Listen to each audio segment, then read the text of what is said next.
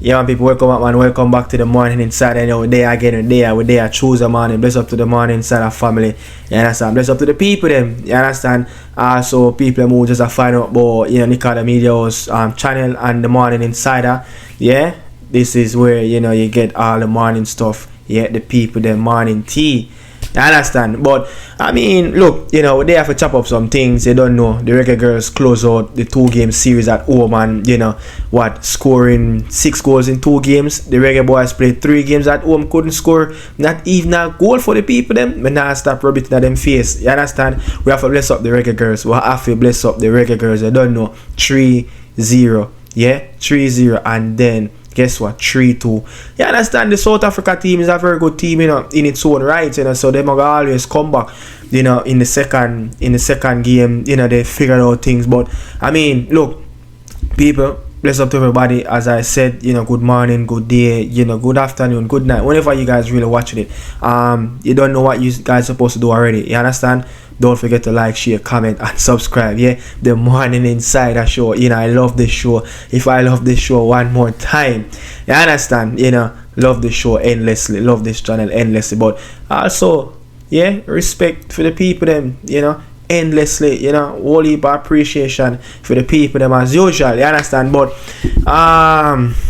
Reggae Girls, man, Reggae Girls. Look, Reggae Girls have drive back some love in the Jamaican football fans them art, yeah, because the spell what we got through from September until November, it not feel good. You understand? Now the Reggae Girls them left way with something to cheer about, looking forward, for the holidays. Yeah, looking forward for the holidays them, man. The Reggae Girls, man, look, man, I'm glad for you to win them as much as it's friendly. I'm glad for the 2 win. Yeah, man, I'm glad for you 2 win them, man. But you don't know, also they have to talk about some other things you don't know in the pipeline. But we're gonna get into it stage by stage. You understand? But let's get into the match though.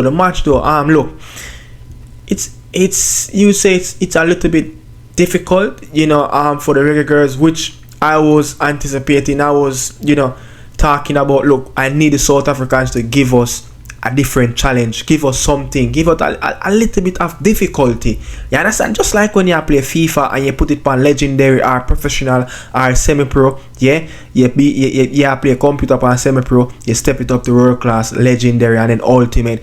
That's all we did expect the South Africa team, because don't just look at what happened in the first game. You understand? A whole heap of thing, preparation behind the scene didn't go according to plan. Yeah, with the South Africa team losing key pieces, and you expect them to okay, they're on the island for a couple of days now after the first game. They figure out things, they're watching back clips, they understanding tactics, they used to the surface. So a whole heap of little different factors of the team will play a better game in the second game. But overall, when I look at the team itself, the Reggae Girl team, you could see that this team needs a lot of working.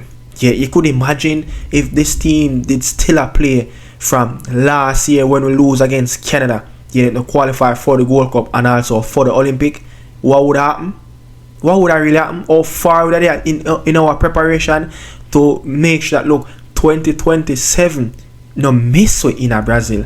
No, but this team, it need a lot of work, and because when I look at it, especially the 2 wing backs, yeah, I know for sure, remember the left back Cardoza, she's a little bit slow on the ball, her reaction is a little bit slow, but with game time, with camps after camps, things will get better. I don't remember who was out there on that right hand side playing the right back position, but the wing backs, they didn't really match up to the standard. They weren't playing with a lot of pace or energy. They could probably the opponent, but you have to make sure it doesn't matter the opponent. You're on the front foot, you're on your toes, you're ready for anything. Peacock, clock. You understand? Va-va-vous, as that they were saying in France. Yeah, but overall, look, the Swab is solid. But we'll goalkeeper give away one. But me say from the early part in the game, the Reggae Girl them want give her one, Yeah, me see it, and them boy, I don't know, them give her one,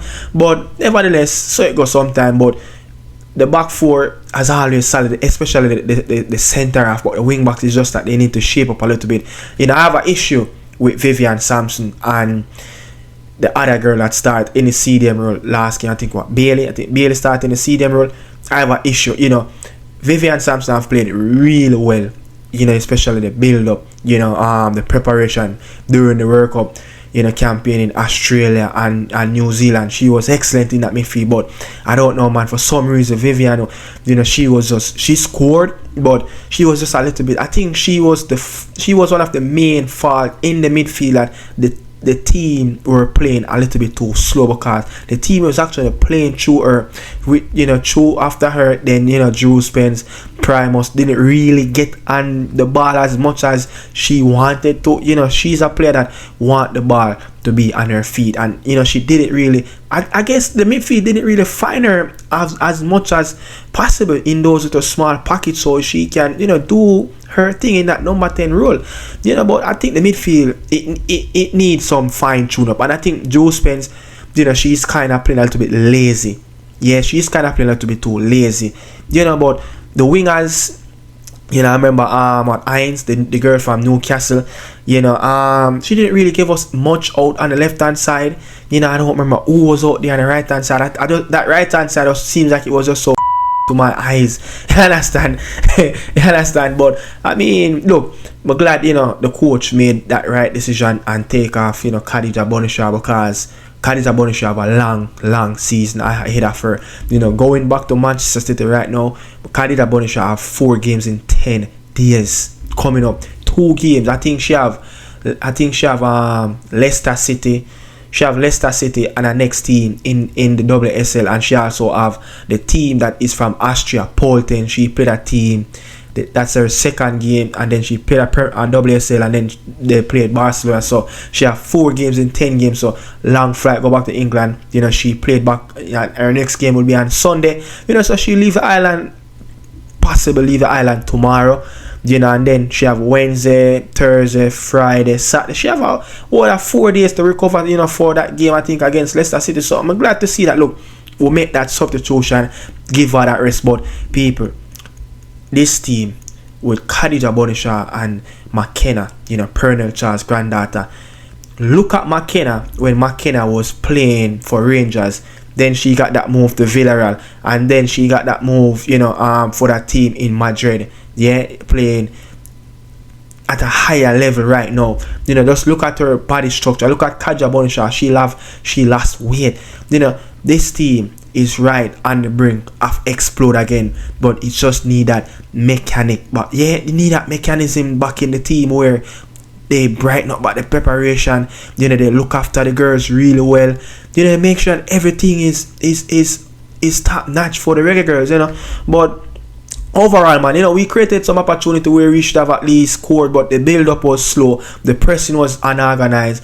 You know, as times we see Bonisha pressing, and when you look, the rest of the players that behind Bonisha is like 10 to 15 yards behind, and Bonisha keep on like, come on, press. But I know things going to get fine tuned. You know, it's a work in progress. Same way, you know, the girls are just back from, you know, that long spell away from, you know, the national team. But you know, moving on. But look, Dennis Chung. Yeah,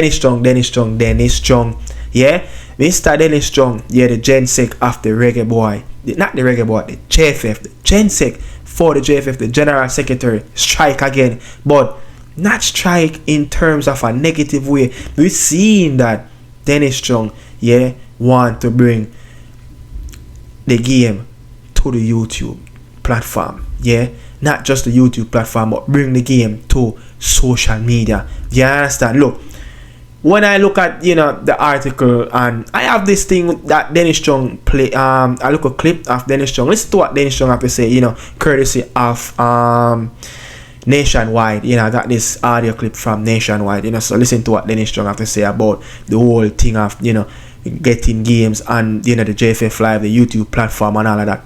the YouTube channel that we already have in place, we would activate that. So, but what it does also, it allows us obviously to earn income on a sustainable basis, because we will be looking at charging an affordable fee per event and also subscription, which everyone is doing. But it also means that it will allow us to connect with our fan base, which is very important to us.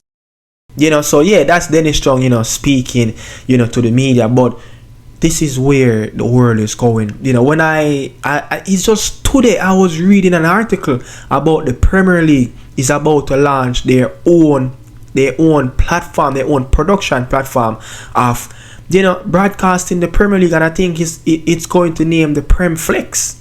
You understand? But it's going to be very difficult for that. But to see that the Reggae Boyz want to do something similar, we have the JFF TV, just like how you have the United TV, the Chelsea TV, Liverpool TV, the Barca, where you can share where you can share the content of across the level of many different types of national team, the U15, the U17, wherever, to share to the people that look, this is what going on, give us some look behind the scenes stuff. Even if the fans have to pay for it, I know for sure the fans will pay for it, but the content have to be very good. You understand? But if that's something that can drive a next type of income into the system itself, and having hired people to do the job, and pay those people very well, because when you're looking at monetization on social media platform, it paid, especially a big brand like Jamaica. So can we have something similar, a app or something? Are they going to just use the YouTube page? If they're going to just use the YouTube page and like what they did, look, the first stream that they did with the Reggae Girls, it wasn't so perfect, but you could see the second stream, it's a lot better, the commentary is a lot better, you understand? But it's a work in progress. But yeah, this is something we want to see in the game. The JFF is looking forward for different types of income through social media platforms. But look, I would love them to do the app, the JFF TV. Yeah, I would love that. Man. Anywhere the Reggae Boyz, Reggae Girls, the U teams are, we stream those games live. We have a steady staff, a staff that going to dedicate themselves and bring the utmost, for the fans and broadcast anywhere across the world, for the fans and can watch any level of Reggae Boy football, JFF football, Reggae Boyz, Reggae Girls, you understand, Jamaican football, brand Jamaica. But yeah, glad to see that, you understand. I love to see stuff like that. We can't really to beat them. Them are do some little thing where, you say, the JFF kind of put out an effort. Yeah, them put out a look of effort. You understand? But look, big games coming up in the FA Cup third round. Aston Villa will play West Ham. So it's Leon Bailey versus Mikel Antonio. I remember last season, both Reggae Boy players have scored in previous fixtures. Not the fixture that got with here, but last season, Leon Bailey scored in a 4-1 win at Villa Park. And Mikel Antonio scored now 1-1 draw at West Ham Stadium. So both players will compete coming next month, January 11th, in the FA Cup third round. This is the busy time after FA Cup, the return. This is where they say the FA Cup begin, where all the big juggernaut teams and also Sheffield Wednesday will also come and counter with Coventry. Yeah, Joe Latibodier versus James Lowe, which is Jamal Lowe and Deshaun Bernard. Remember, when these two teams faced even last season, Casey Palmer scored on Sheffield Wednesday when he was at Coventry. You understand? Sheffield Wednesday beat Coventry already this season. Yeah, at Coventry home. So, when you look at it, man, Sheffield Wednesday have been playing more of a team than Coventry.